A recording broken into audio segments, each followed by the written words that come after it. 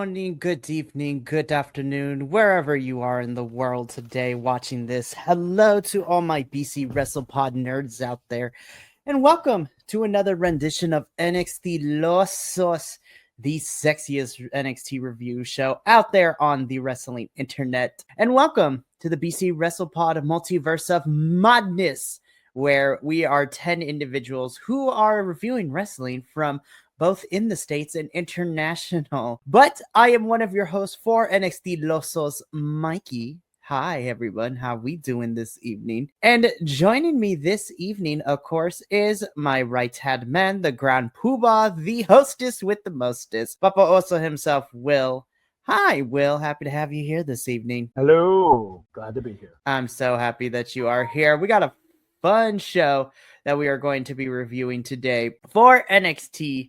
But before we get into all of that, just a little bit of housekeeping that needs to be done.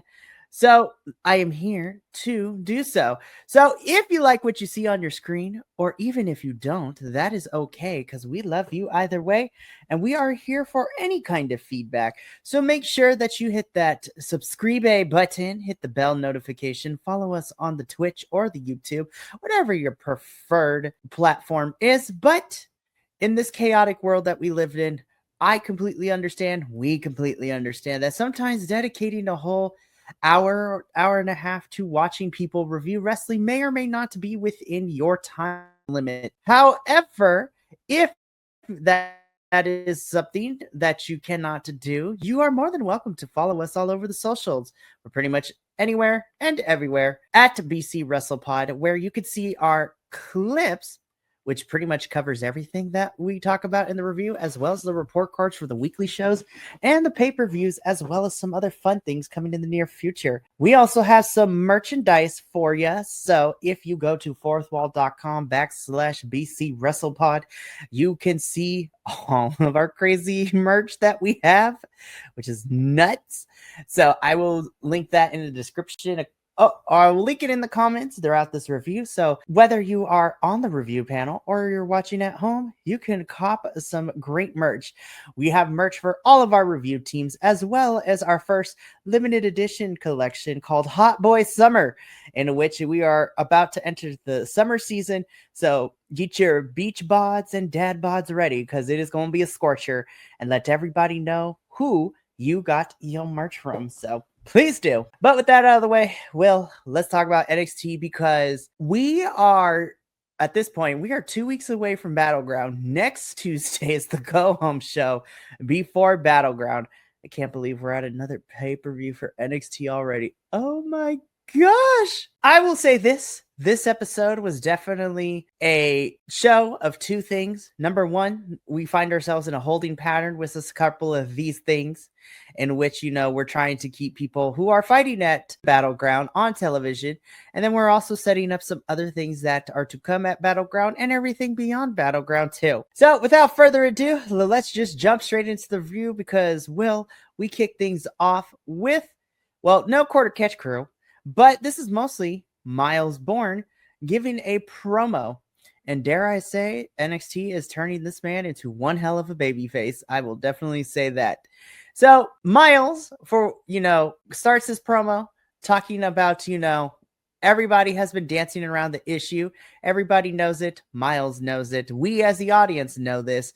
And so he talks a little bit about how he is partially deaf in one ear. And here, after he says this, Miles began to say that, but after he eliminated Shawn Spears and Ethan Page and won the Battle Royale to earn the number one contendership spot to face Obafemi at Battleground, he could hear the crowd go wild and super loud cheering in support of him. Miles makes it very clear that he wants to be judged by his ability, not his disability, and that's what any athlete with any disability wants, to be judged by their in-ring work and their ability on the field, rather than being judged on what do they lack in certain areas, depending on what it is. I really, really love, before we talk about a certain someone interrupting, I really love this promo from Miles, and I'm like, you're not going to win at Battleground, but dang, I think this is finally the push. And Will, I actually want to give you a little bit of credit because you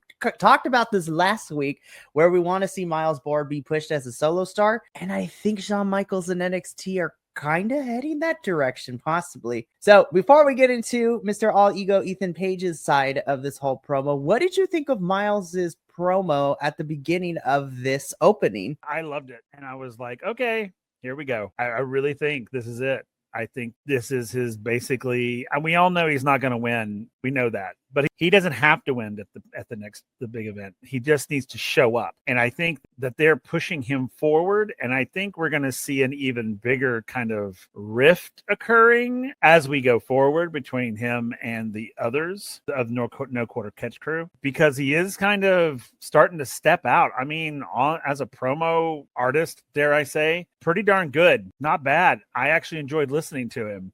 I wasn't like, oh God, shut up and let's move on. I was like, okay, let's see. Okay. You got me, man. You got me. Now I need you to get me. I need you to bring me along for the ride. So I'm really, really hoping that what I was predicting last time is going to happen. I mean, I can see it happening already, that even in the snarkiness between him and Charlie was like, even though it was very like passive aggressive, but it's starting to show up, and I'm thinking we're starting to see the cracks, and I'm here for it. I'm loving it. So yay, Miles. I'm excited. I am too. So let's talk about the second half of this opening promo, because we get an interruption from All Ego Ethan Page, talking about how, basically conniving and, dare I say the term, he's carrying his way into a chance at Obafemi's title. So basically, he challenges Miles. He's like, you know what? I don't think I would have won had Shawn Spears not gotten in the way. So, Miles, why don't you put up your number one contendership up in a match with me later tonight? And so Charlie attempts to stop Ethan and speak for Miles, but Miles is like, no, let's do it. If you want it that bad, you know what? I'll put it up and we'll fight later tonight. But so Ava comes out. She's like, look, both of you want a shot at Obafemi. So this match later tonight for the Miles's number one contendership will be happening later in the show. But Charlie, you have a match right now that you need to get ready to. So let's get this thing started, which leads us into our first match of the evening, which is Obafemi versus Charlie Dempsey. Obafemi did what Obafemi does best. Dare I say, though, this was a lot more competitive than I thought it was going to be, and I actually kind of dug it. This is pretty good. I like this match. Of course, Obafemi does walk out with the victory, but Charles, I give you kudos because you actually took Oba a little bit of a back and forth. It wasn't one-sided as I thought it was going to be. And you know what? I was very entertained. This was fantastic. Will, what did you think of Oba versus Charlie? Actually, I didn't mind the match. I thought the match was pretty good because it's a great part of the story that you had to have Charlie do well, not win, obviously, but you had to have him do well so that Miles can look better. We've got to achieve this idea of, so you're going to put Charlie in the ring with Oba. And yeah, Charlie's got to hold his own. He's got to look strong. And he did. I thought he did anyway. Yeah, I'm not a big fan of Charlie Dempsey, but I thought he held his own and did well, which is great because now Miles, and I'm team Miles right now. And so with Charlie looking strong against Obafemi, see, now Miles is like, okay, I have to show up. I have to show up because if Charlie goes in there and does that, I've got to do better than that. I've got to be better than that. I have to, not show out, but he's got to show up. I think we're setting him up for something big. This was all part of the puzzle. This was a perfect part of the puzzle. We had to, because the only way Miles is going to become his own person is if he removes himself from out of the shadow of No Quarter Catch crew. Because unless he gets out from underneath that, he'll never be his own person. And I think this is just the next step. Charlie's got to look strong, but Miles has to be stronger. So yeah, I liked it. I actually really enjoyed the match. I thought I was going to just hate it because Charlie's in it, but I actually was kind of impressed with him. So well done, Mr. Dempsey. Well done indeed. We'll talk about it when we get to Miles' match, but because Charlie and crew were unable to be out there because they were taking care of Charlie getting beat up by Oba, it made Miles' win, spoiler alert, even more impactful because he did it without anybody cheering him on and being out there, and he was able to get it done, the job done by himself. So good. We'll talk about that when we get to that match. But again, Oba Femi, Charlie Dempsey, pretty solid. Dug it. Tatum Paxley is going through it. So first we get Carmen Petrovic and Thea Hale walking backstage. They're talking about things that went down last week on NXT, you know, with Jada and everybody else. And then they walk upon Tatum Paxley just throwing her dolls, pushing over the dollhouse. All her friends have left her, which on the one hand is really sad because it is true. Tatum is left with nobody now because Lyra's on main roster, Gigi and Shotzi have been released from the company, so it's by herself again. But you know what? I like that we're kind of addressing the real life things that went down, and Tatum is back on the crazy train, and I'm kind of here for crazy Tatum Paxley. More on that a little bit later in her match, but poor Tatum, she's going through it. Thea, I love your face here, girl. This was me too. I was like, ooh, child. I want to shout out to the internet who grabs these screenshots at the perfect moments. They're just great. They really are. They're awesome. Tatum, we love you, girl. You going through it. I have always loved Crazy Tatum. I didn't really like less Crazy Tatum. More Crazy Tatum. Because I mean, Crazy Tatum was like unique and special and good on her own. But when she became less Crazy Tatum, I felt like she sold out and she became part of the in crowd. And I'm like, girl, no, you need to be crazy and be the crowd, you know, you like all of them. Use all your voices. You know, that's what I want to see more of. I love Tatum. I really do. I've loved her ever since she first appeared. I want more of that Tatum back because she was creepy AF.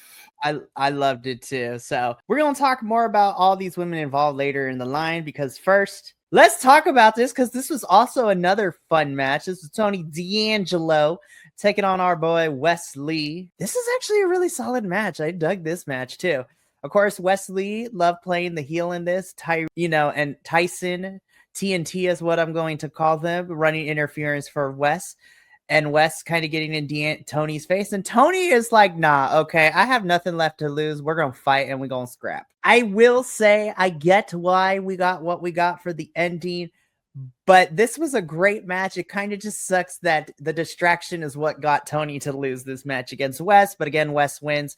So I will take what I can get. So before we talk about what happens after this, though, because Tony, as soon as the match is over, he don't stick around for too long. Will, what did you think of Wesley versus Tony D'Angelo? I loved the match. I did, except the ending. I hated the ending. I'm sorry, but I'm one of those people that hates a win through shenanigans. I hate it. It just drives me insane because I feel like, one, Wesley didn't deserve it. He didn't earn it, and I want him to earn his wins. You know, I don't want to. This is the one thing I don't like about a Wesley heel is that he gets all of his wins because he cheats, and I hate that. I just hate that. You know, it's because I love the face Wesley. I don't like this heel Wesley. I mean, I like it. It's edgy. I just wish that he would win because he's the best wrestler in the ring. Now, with that being said, I know that wasn't necessarily his fault, the shenanigan aspect of it, but still, it just drives me crazy. And of course, I want to know what the heck they're doing with Tony. I mean, do you think he's leaving? Do you think he's about to head out? Well, I mean, we can talk about it now because Tony doesn't stay long after the match is over because on the screen, Stax is threatened. He found the safe house where Rizzo is staying at. So Tony gets, we see Tony later in the show jump in a car to go to the safe house to go rescue Rizzo. When he arrives at the safe house, Tony gets attacked by Stax. Stax cuts a little bit of words, and we are getting Tony versus Stax at Battleground. I'm going to be honest, Will. I think this is the Battleground is the last match we'll probably see Tony on NXT. I think Tony is definitely going to main roster after Battleground. So, Unless Tony wins that battleground and then we get a rubber match on NXT, which is like a loser leaves or a very extreme stipulation. But I think we are not going to see Tony when we get into the summer season for NXT. I think he's going to main roster at this point. Well, that's fair. I mean, it's probably time for him to go. I mean, I get it. I just love Tony. I just love him. Plus he's good to look at. But I just really I like him as a wrestler. I really do. And I'm just like, man. But I get it. If he's going to main roster, I'm more power to you, bro. Yeah. So, I mean, like I said, we're getting Tony versus Stacks at Battleground. I'm kind of surprised there's no stipulation to it, but who knows? We got next week. That might all change. So, great match. So, let's move on. Fatal Influence. I love you, but girls, I see what we're doing. They kept cutting each other off. So, first, we get the Dark Angel herself, Stephanie Vaked, coming in. And she begins to cut her promo against Jordan Grace, talking about how she's going to retain the championship. And then she just goes into full Spanish before Fatal Influence interrupts. So Fallon and JC come out. They cut a promo against Stephanie, but you could cut their tension with a knife because JC and Fallon are being very mean girl catty to Stephanie and to each other. Like literally, these two are on the verge of a breakup, which is probably going to be happening. So Fallon and JC talk to Stephanie, telling her that, you know what? Yes, her and Jordan and all these other girls coming in got to travel around the world. But while they were out on the international scene and in other places, the Fatal Influence was putting in the work, making the women's division what it is now in NXT, which then prompts Jordan Grace to come out and interrupt. She basically tells Fallon and JC to butt out, mind their business, stop being haters, and addresses Stephanie saying, like, I'm not here to save you because I want to, or I'm a good person. I'm here to get my insurance to make sure that you are at 100%, that you 100% reach Battleground in one piece. So that way, when I take that title from you, there can be no arguments, no qualms, no second guessing. We're far enough into this. Jordan Grace, you a badass bitch. We love you. Like, damn. I was like, yes, Jordan. And spoiler alert, Will, I think this might actually be a possibility. I could see Jordan winning at Battleground, but who knows? I also love that Stephanie fires back. She's like, I don't need you to protect me. I can fight my own battles. And so Fatal Influence intervenes and says, you know what? Later. We're going to fight you later. It's essentially what we got. Yeah. So I would love it. I mean, I love Stephanie, but I love Jordan Grace, and I would be okay with another Jordan Grace, championship run. I mean, she was so, when she was holding it over at the other place, it was so great. It was like the title meant something, it was like, and so I think that maybe she could do that here as well. I don't know if they're ready to hand that over quite yet or what, but I would be here for it because Jordan is better. I love Jordan. I love Stephanie. I cannot wait for this match to happen. And of course, Lola's also there too. Everybody's just like, our two finalists look around. They're just like, well, dang, it looks like we got our work cut out for us. And I was just like, a little bit of a promo spot for the TV show, but I'm hoping, regardless, I'm not watching it, but those who are says it's been a lot of fun. But hey, I'm glad that the two finalists are women. Like, let's be real. The two finalists are women, so that means we get more women added to NXT, which I'm here for. So not going to be upset about that. Miles, you get a clap for me. This is actually another really great match. Miles Bourne versus All Ego Ethan Page. Miles' #1 contendership for his match against Obafemi at Battleground was on the line. No Charlie, no quarter catch crew. They were in the back because Charlie was too beat up after his match against Oba to come out because they took him to medical. Miles is like, I got this, guys. This is a really great match from both. Of course, All Ego Ethan Page doing what All Ego Ethan Page does best, wrestling and also being a turd.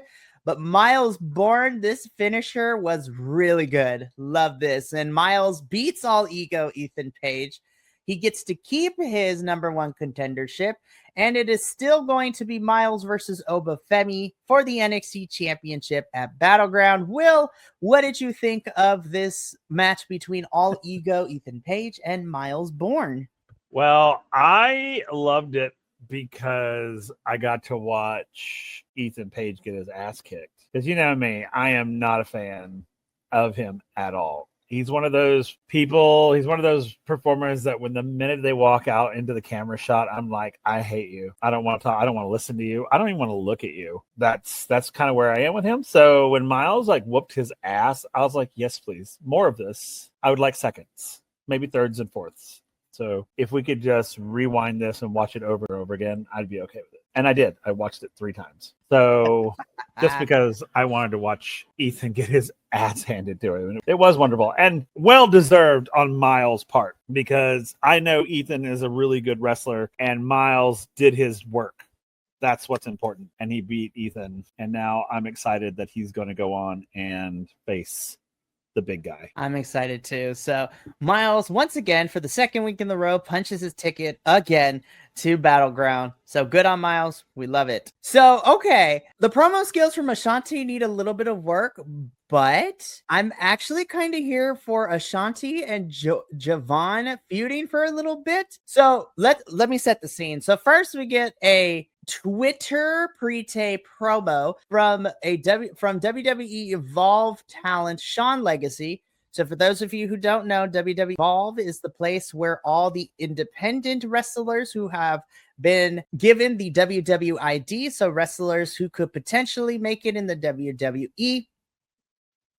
WWE Evolve is where all these talents go and wrestle. So basically, this is like a NXT, but for the first stage. So WWE Evolve is where these folks wrestle, they train, they get to feel their characters, and then they can possibly move into NXT. And then, as we know, NXT people can go up to main roster, all that good stuff. So Sean Legacy was part of the Battle Royale last week, and him and Javon tore it up. Sean Legacy, and you know, people tend to forget this about Javon. He felt so amazing fighting Javon because they're very similar. They both tore it up on the independents, and Javon knows more than anything what it feels like to be able to go from the independents and then make it to WWE, and Javon has made it to NXT. So Sean Legacy wants a match against Javon. So then we cut to the locker room where Javon is watching this and he's smiling. Ashanti the Adonis is also checking out this video. Ashanti then tells Javon, it's like, man, like, we don't need to be giving those independent guys like the time of day. We made it. They are basically, Ashanti says that these folks are beneath them. And I was like, ooh. I was like, don't diss the independents, man. They got some great stuff. And that's exactly what Javon said. It's like, listen, Ashanti, I came from the independents. These people put in the grind. I was like, you have no idea how much hard work you have to put in to get noticed from these bigger companies. And you know what? I support Sean Legacy and what he's doing because I've been there. I know what it's like. Ashanti keeps playing. It's like, well, listen here, Javon, that's all good and everything, but we made it, bro. I made it. I don't need to be wasting my time with this. And Javon's like, all right, man, it seems you got a problem with the independents. So if you got something to say, I came from the independents. So how about we fight it out? And then Ricky comes in and says like, I want to see you two fight it out. And in fact, I will give one of you a shot depending on who wins for this NXT North American Championship.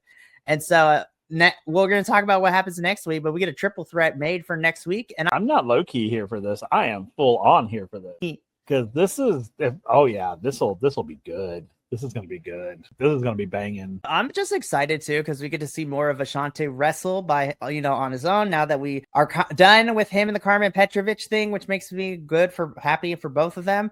But we also get to see Javon and more Sean Legacy, who I've been enjoying in WWE Evolve.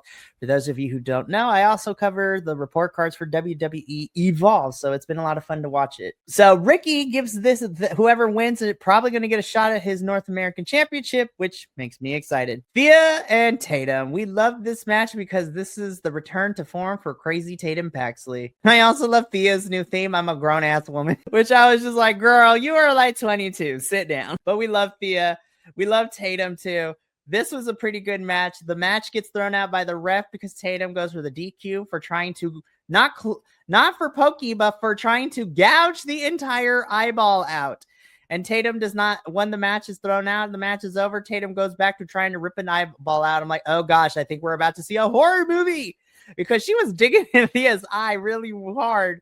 But Carmen comes in for the save, which scares off Tatum. I was like, you know what? I'm here for more women's feuds that does not involve the championship. And Crazy Tatum Paxley is here, and I'm also here for it, Will. I love you, Crazy Tatum. So that's all I have to say. If you have any additional thoughts. I had coffee in my mouth, so I couldn't say anything. Yeah, no, I loved it. I love this. And, the funny thing about this match is I didn't think that it was going to come to a pinfall or anything. I figured it might be a DQ match, only because I think it's a setup match for Tatum. And it's also great to see Thea back in the ring, too. God bless. I love her. So, yeah, I enjoyed it. It was fun just to watch Tatum go cray-cray and go back to her normal sort of crazy self. So, yeah, no, I loved this. I loved all of this. And I wasn't mad at any of it. So, well done. I love this. And again, this gives Thea and Tatum and Carmen feud to do, which I'm here for. So, I'm excited. So, on paper, when I was told this is what we were getting this week, I wasn't sure how I was going to feel. I'm going to say this. I actually really dug this. I really did. Of course, we know Joe Hendry was going to be awesome. Joe, we're going to talk about how you ended this, because that was fire. But this is the version of Trick I want to see. You can be whiny a little bit, but this is just like, yes, give me cocky, confident Trick. He's not crying about it. He's just like Trick being like, okay, I don't know if this makes sense, and maybe you can help me put it into words correctly, but the fact that Trick was kind of like downplaying and belittling Joe Hendry's success, getting himself over when he's not part of the NXT or WWE yet, and Trick has been, is like, hey man, I'm happy for you. You got your 15 minutes of fame. You had your moment at WrestleMania, but Trick feels like he's outgrown NXT, and he's definitely bigger than TNA and Joe Hendry. So Joe Hendry got his 15 minutes of fame, but come Battleground, he's going to take that 15 minutes away from Joe, and then he will go back into obscurity. And so then Trick signs the contract. I was like, Trick, I'm here for this. This is what I want to see from you, dude. I was like, this is what I want to see. Yes, you still are, you're still kind of woe is me, but this is the direction that I want for you to continue to head in. Hollywood Trick, as weird as it is to sound, I kind of like that direction for him, where he basically gets the Hollywood, like, basically ego with it all. So Trick, you were awesome. Now, Joe, Mr. Hendry, listen, so it is no secret that Will and I are a part of, the LGBTQIA plus community in different forms. And part of this community is you got to read a bitch down sometimes, because reading is what? Fundamental, darling. Joe Hendry, the shade was real in this one, because Joe Hendry said some scathing stuff, but not like going after physical stuff or low-hanging fruit. No, Joe states that he is proud to defend this TNA championship on an NXT pay-per-view. TNA has become one of the hottest things right now because of the partnership with NXT. And he tells Trick, you might be able to take my title, but I'm not planning on losing to you. However, Trick, you have more to lose than I do, because if you lose this match, your path to the NXT championship is gone already, and it will never come back to you. You lose to me, your path to the TNA championship is also gone from all of this too. And you will be the one to fall into obscurity. You have your back against the wall. You need to win this one, because if you don't, then you will be nothing more than whatever happened to Trick Williams. I'm just like, I'm paraphrasing here, but I was like, oh my God, Joe Hendry, that is some nasty read. And then of course, Joe signs the contract, and this segment reaches its conclusion. Will, I had to pause because I was like, I had to let that sit with me. I'm like, oh my God, both of them make really good points. This is one of the better contract signings that we've had on this show. I agree, because it was smart. It wasn't, like I said, like you mentioned earlier, it didn't, this whole segment didn't go for the low hanging fruit. It didn't go for the stereotypical, I'm going to, sit here and bloviate and try to intimidate and then get all pissy and, and try to fight you. It was like two very intelligent human beings having a conversation about what's about to go down. And yeah, it was great. And I will say about this version of Trick, I also do like it, but it has shades of Carmelo Hayes. And I'm just like, because I don't think that's the road you want to go down. No, but for me, potential. But for me, Will, and I don't know if you agree with this, I kind of want Trick to go down it a little bit, but only for it to turn into the story of you have become the monster you have sworn to hate all this time. It's like you live long enough to see yourself become the villain trope, which I'm kind of here for. And then if this will allow Trick to kind of fix what he needs to avoid becoming Carmelo Hayes 2.0, as what was pointed out to him from Javon leading into Stand and Deliver, I am here for all of this, but I'm here for this ego on Trick. This is kind of fun to watch. Yeah, it is. It was good. I liked it. And I hate to say this, but Joe Hendry always has some great promos, but I feel that this is a feud that has allowed Joe Hendry to kind of tap into the more serious of the promo. This is like the beginning phase of what a true champion promo feels like. So Joe has been champion for a little bit now, and usually he's always on the I'm the underdog type of promos every time he gets a match at a pay-per-view in TNA. But I feel like this is the first time in a while where this is true to form a championship promo where he's just like, I'm the champion. I'm not the underdog here. I can walk away happy from this. You have more to lose, so you better bring everything you got because so am I. And I'm just like, this is true babyface champion, and I'm here for it. Now we're starting to see Joe develop more depth to his character, and I'm here for it. Yep. Also, whoever staged this too gets kudos because like the lighting was right, the scenery was. I was like, yes, give me TV show. I'm here for it. Agreed. This is great. I loved it. It was so good. It was. So we get a preview. So this is what's coming down next week on NXT. This is the go home show for Battleground. So we are getting 2 dueling concerts. First, Joe Hendry is going to give us a concert, which we all love. A Joe Hendry concert is corny, is ridiculous, but I love it. And then we're getting a rap cipher from Trick Williams. So we are literally getting 2 musical performances. I was like, this is so camp. I'm here for it. But in terms of matches, we are getting said triple threat. This is going to be Sean Legacy versus Mr. Bouncy versus Ashanti the Adonis.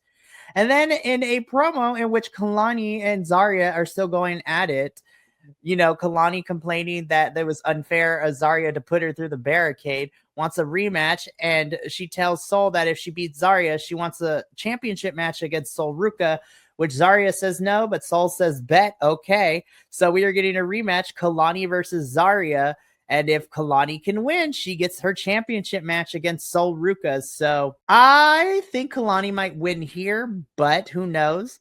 But listen, we said it last week. We wanted them to run it back, so we're getting it run back again next week. So I'm here for this. So shout out to the girls. We love to see it. But Will, we get into our main event, Fatal Influence versus Jordan Grace and Stephanie. What a fun main event. I thought Fatal Influence had some really great tag team action, but Jordan and Stephanie have all the power going for them. And Jordan Grace getting the definitive win by pinning JC with the Juggernaut driver, essentially, for the 3. And your winners is Stephanie Vaquer and Jordan Grace. Before we talk about where these 2 ended up to close the show, Will, what did you think of our main event between Fatal Influence and Stephanie and Jordan? I found it to be very interesting because now I'm like, okay, so Jordan won this match basically. So because I know, that because, Jordan got the pin, she got, she basically won this match. So, I'm like, so does that mean she's going to lose? You know what I mean? So I don't know. That's where my brain was going. I was like, oh no, wait, she did. Okay. All right. So maybe, and like I said, and I'll preface this.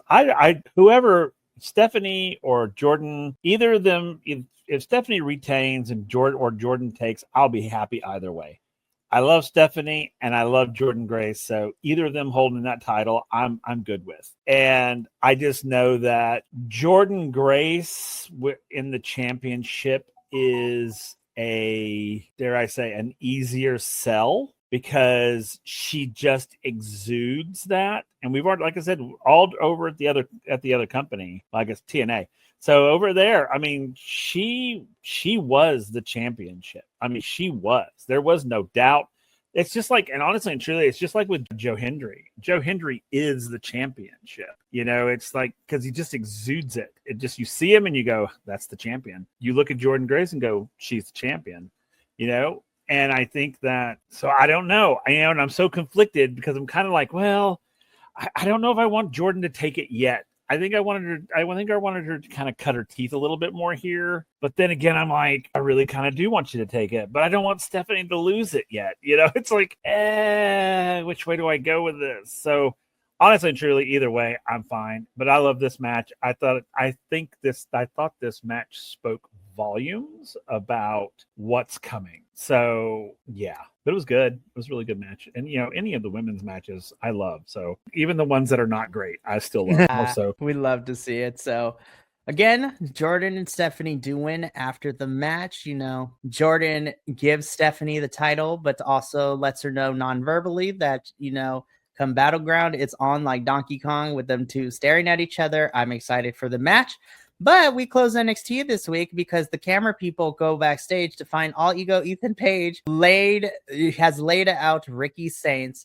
So possibly a triple threat maybe for the North American Championship at Battleground between the winner of Sean Legacy, Ashanti, and Javon with All Ego in it. Who knows? Honestly, the Go Home Show going to be crazy. It's going to be wild. We don't know what is going to happen. All we do know is as of right now, we have Jordan versus Stephanie, Stax versus Tony, Oba versus Miles, and then who else knows what we going to get at Battleground. So, but that brings us to the end of NXTilosos for the week. Overall, I thought this was a pretty solid NXT. I didn't really have too many complaints, but again, we are in the building stages into the Go Home Show next week for Battleground, and then we will have another pay-per-view. And then I'm very interested to see how NXT is going to be building up to the NXT AAA Worlds Collide 2 weeks later, now that WWE has purchased the rights to Lucha Libre Federation AAA. So that's going to be an interesting one. But before we go off for the air to kind of give you a little bit in a preview of what to expect for the remainder of the week, literally in less than 2 hours, myself, whoever that person is, and Papa Oso, the three of us will be, we will be back to be reviewing Los Lucha. So we will be reviewing this past week of CMLL action, and that is at 8 p.m. Pacific Standard Time, 10 p.m. CST, and 11 p.m. EST. So Lucha Libre goodness, where you can find the three of us, plus our unofficial co-host, Agent Lo-Fi, giving us all the good stuff. Then tomorrow evening at 7:30 p.m. Pacific, 9:30 p.m. Central, we will be heading up to the frigid north of Canada, where Will and I will be reviewing Maple Leaf Pro Wrestling's show from this past weekend, Northern Rising. So yes, the flannel fighters are back in full effect, where we will be reviewing the show itself, all the matches that happen, and talk about our newly crowned inaugural MLP men's and women's champions. So I can't wait to talk about that tomorrow evening. Then on Friday, the Takedown Troop is back in full effect. Myself and our new host, JT, will be holding it down for TNA as we review this week's episode of Total Nonstop Action Wrestling as we continue to inch ever so closer to Under Siege happening next Friday. So it's going to be a good one. But then on Sunday at 11 a.m. Pacific, 2:30 p.m. Eastern, we have wrapped things up with the Dual Dynasty review. We will be reviewing this past week's Raw and Smack. We are on the road to Money in the Bank, so we shall see what that all entails. So make sure to come back for this week because we got lots of fun stuff happening. But that's going to be it for us here at NXTilosos. We will be back next week to cover the Go Home Show for NXT before Battleground. But from myself, Papa Oso, and our third co-host, Macho Rodriguez, and the rest of the BC WrestlePod family, remember, take care of yourself, love one another, stay Bi-Conic, and more importantly than anything, you always deserve to finish your story. We'll catch you a little bit later for Los La Lucha, but until then, sayonara, adios, we love. Thank you so much for tuning in to another Vibe Tribe production. What's gonna happen next time? Well, you're gonna have to tune in to find out. But until then, remember, take care of yourself, love one another, and as always, make sure that you keep the good times rolling. Thank you for being here, and we'll see you next time.